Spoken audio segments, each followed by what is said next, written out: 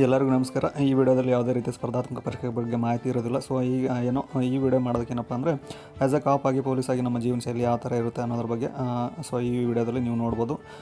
ಒಂದು ವಾರದಿಂದ ಯಾವುದೇ ರೀತಿಯ ನಮ್ಮ ಯೂನಿಫಾರ್ಮ್ಗಳನ್ನು ತೊಳೆದಿದ್ದಿಲ್ಲ. ಸೊ ನಮಗೆ ಅನ್ನ ಕೊಟ್ಟು ನಮಗೆ ಒಂದು ಸಮಾಜದಲ್ಲಿ ಗೌರವಯುತ ಸ್ಥಾನವನ್ನು ಕೊಟ್ಟಿರ್ತಕ್ಕಂಥ ನಾವು ಹಾಕ್ತಕ್ಕಂಥ ನಮ್ಮ ಹೆಮ್ಮೆಯ ಕಾಕಿಯನ್ನು ತೊಳಿಬೇಕಂತ ಇವತ್ತು ನಾನು ನೆನೆಸಿಟ್ಟಿದ್ದೆ. ನಾನು ಆಲ್ಮೋಸ್ಟ್ ನಾವೇ ನಮ್ಮ ಯೂನಿಫಾರ್ಮ್ಗಳನ್ನು ಹೋಗೋದ್ರಲ್ಲಿ ಬಹಳ ಸಂತೋಷ ಖುಷಿ ಇರುತ್ತೆ. ನಾವು ದುಡ್ಡು ಇರುತ್ತೆ, ಆದರೆ ಬೇರೆಯವ್ರಿಗೆ ಕೊಟ್ಟು ಹೋಗಿಸ್ಬೋದು. ಆದರೆ ಆ ರೀತಿ ಮಾಡಿದೆ ನಾವು ಹಾಕ್ತಕ್ಕಂಥ ನಮ್ಮ ಕಾಕಿಯನ್ನು ನಾವು ಪ್ರೀತಿಯಿಂದ ನಮ್ಮ ಅದನ್ನು ಗೌರವದಿಂದ ನಾವು ನಾವೇ ಒಕ್ಕೊಂಡು ನೀಟಾಗಿ ಇಟ್ಕೋಬೇಕಾಗಿರ್ತದೆ. ನಮ್ಮದು ಪಾರ್ಟ್ ಆಫ್ ಡ್ಯೂಟಿ ಆಗಿರೋದ್ರಿಂದ ಸೊ ಒಗೆದಾದ್ಮೇಲೆ ಮೇಲೆ ಒಣಗಾಕಂತ ಮೇಲೆ ಹೋದೆ. ದೆನ್ ಒಗೆದಿದ್ದ ಬಟ್ಟೆಗಳನ್ನು ಒಂದೊಂದೇ ಆಗಿ ನಾನು ಅದು ಮೇಲೆ ಇರ್ತಕ್ಕಂಥ ನಮ್ಮ ಟೆರೆಸ್ ಮೇಲೆ ಇರ್ತಕ್ಕಂಥ ಹ್ಯಾಂಗರ್ಗೆ ಹಾಕ್ತಿದ್ದೆ, ನೀವು ನೋಡ್ಬೋದು.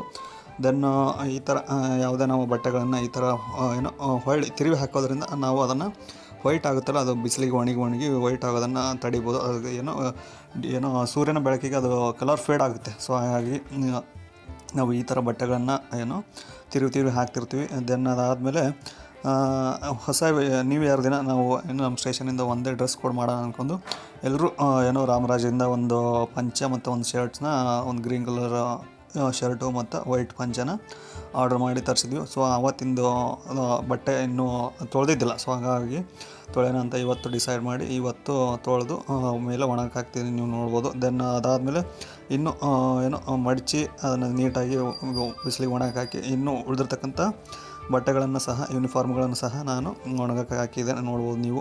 ದೆನ್ ಅದಾದಮೇಲೆ ಹಾಕಿರ್ತಕ್ಕಂಥ ಬಟ್ಟೆಗಳು ಈ ಥರ ಇದ್ವು. ಒಣಗಲಿ ಅಂತ ಬಿಟ್ಟು ಎಲ್ಲ ಅದು ಕ್ಲಿಪ್ಪು ಇದು ಹಾಕಿ ಕೆಳಗಡೆ ಬಂದೆ.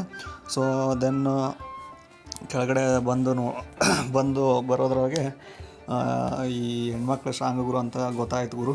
ಯಾಕಂದರೆ ಇಷ್ಟೊಂದು ಬಟ್ಟೆಗಳ ಒಗೆದು ನನಗಂತೂ ಸಾಕಾಗಾಯಿತು, ಬೆನ್ನು ಸ್ಟಾರ್ಟ್ ಆಯಿತು. ಸೊ ಹಾಗಾಗಿ ಇನ್ನೇನು ಬೆಳಗ್ಗೆಯಿಂದ ಬ್ರಷ್ ಮಾಡಿದ್ದಿಲ್ಲ. ಸೊ ಬ್ರಷ್ ಮಾಡೋಣ ಅಂತ ಬ್ರಷ್ ತೊಗೊಂಡು ಬ್ರಷ್ ಮಾಡ್ತಿದ್ದೆ. ಬ್ರಷ್ ಮಾಡ್ತಾ ಸ್ನಾನನೂ ಮಾಡಬೇಕಿತ್ತು. ಅದಕ್ಕಿಂತ ಬಿಫೋರು ಕಸ ಗುಡಿಸಿದ್ದಿಲ್ಲ, ಕಸ ಗುಡಿಸೋಣ ಅಂತ ಕಸ ಗುಡಿಸಿ ನೀಟಾಗಿ ರೂಮನ್ನು ಕ್ಲೀನ್ ಮಾಡಿದೆ. ಕ್ಲೀನ್ ಮಾಡಿದಾದಮೇಲೆ ಜಳಕ ಮಾಡೋಣ ಅಂತ ಜಳಕಕ್ಕೆ ಹೋದೆ. ಜಳಕ ಮಾಡಿ ತಲೆಗೆಲೆ ಸ್ನಾನ ಮಾಡಿ ಶೇವಿಂಗ್ ಮಾಡ್ಕೊಂಡು ಬಂದು ಇನ್ನೇನು ರೆಡಿಯಾಗಿ ಲೈಬ್ರರಿಗೆ ಹೋಗೋಣ ಅಂತ ಹೊರಟೆ. ಲೈಬ್ರರಿಗೆ ಹೊರಟೆ. ನಾನು ಆಲ್ಮೋಸ್ಟ್ ಅಲ್ಲಿ ಡ್ಯೂಟಿ ಇದ್ದರೆ ಡ್ಯೂಟಿಗೆ ಹೋಗೋದು. ಇನ್ನೂ ಉಳಿದಿರ್ತಕ್ಕಂಥ ಸಮಯ ಫ್ರೀ ಇದ್ದರೆ ಆಲ್ಮೋಸ್ಟ್ ಅಲ್ಲೂ ಲೈಬ್ರಿಗೆ ಹೋಗೋದು. ಆಲ್ಮೋಸ್ಟ್ ಅಲ್ಲಿ ರೂಮಲ್ಲಿ ಒಬ್ಬರಿಗೆ ಕೂತು ಅದು ಬೋರ್ ಆಗುತ್ತೆ. ಹಾಗಾಗಿ ರೂಮಲ್ಲಿ ಏನು ಓದೋದಿಲ್ಲ, ಲೈಬ್ರಿಗೆ ಹೋಗ್ತೀನಿ. ಸೊ ಇದು ಇವತ್ತಿನ ವ್ಲಾಗು. Thank you.